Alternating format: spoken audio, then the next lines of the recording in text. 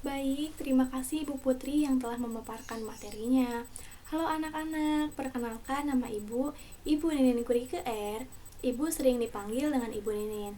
Nah, Ibu di sini akan menjelaskan dampak positif dan dampak negatif dari sistem tanam paksa.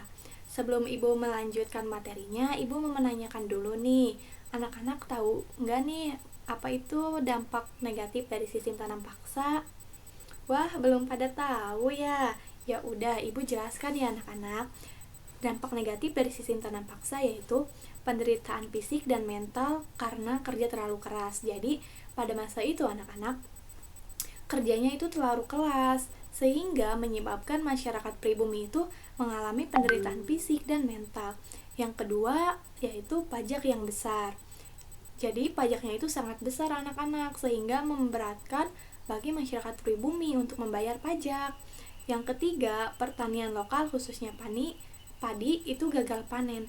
Kenapa Bu gagal panen? Karena pada masa itu yang harusnya air buat mengisi padi ini malah diairi ke ladang lain, yaitu ke tebu, ke cengkeh, dan lain sebagainya.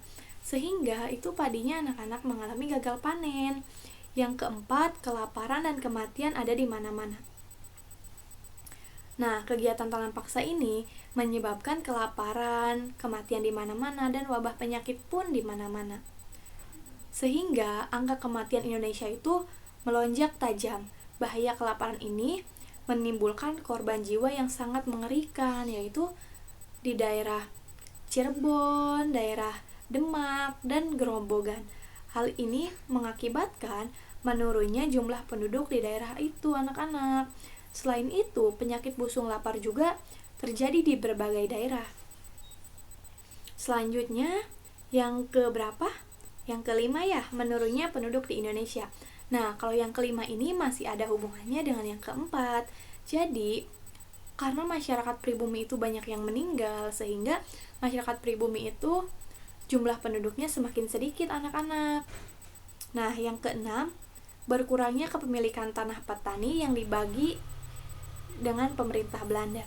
Jadi, masyarakat pribumi itu yang memiliki ladang yang luas, sawah yang luas, itu dibagi dua, anak-anak.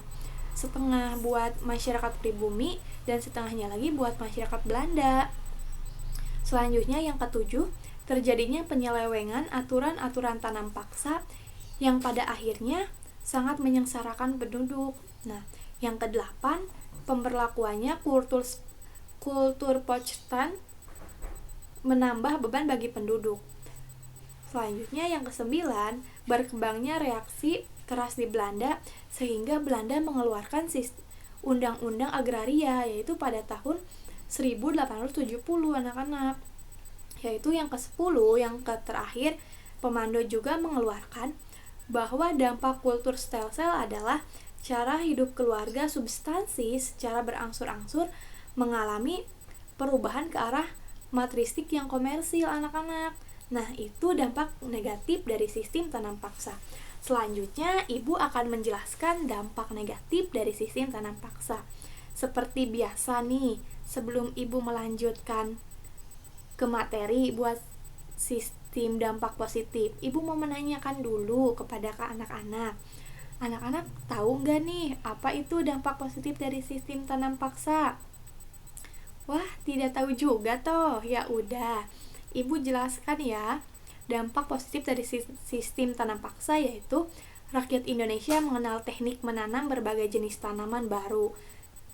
Yang kedua, rakyat Indonesia mengenal tanaman dengan kualitas ekspor. Yang ketiga, rakyat mulai mengetahui penggunaan teknologi dalam pengelolaan pertanian. Nah, sebelum datangnya Belanda ke Indonesia, sebelum diterapkannya sistem tanam paksa, masyarakat pribumi itu tidak mengenal teknologi anak-anak dalam artian teknologi dalam pengelola pertanian. Nah, terus setelah Belanda datang ke Indonesia dan menerapkan sistem tanam paksa, masyarakat pribumi itu mengetahui teknologi dalam pengolah pertanian. Yang keempat, perluasan jejaring jalan untuk kepentingan tanam paksa.